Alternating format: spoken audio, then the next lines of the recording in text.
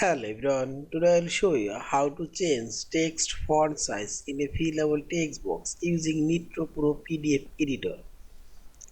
This is a fillable PDF and I'll change this text font size. This text.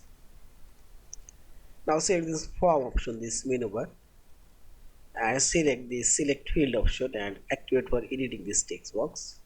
Now click on this text box and select. Now press right button for your mouse cursor and open properties dialog box, and properties dialog box select appearance option. Here you will find this font size. This is showing auto. Now you can change it and see this. I'll make it 14. Also this one and this text box font size and change it similar way. Appearance option and make it 18 and see this. In this way you can change text font size on your fillable PDF form. Yeah, you can add custom font size.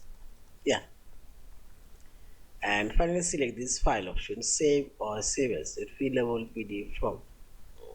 Thank you for watching. Please subscribe, like, share and comments.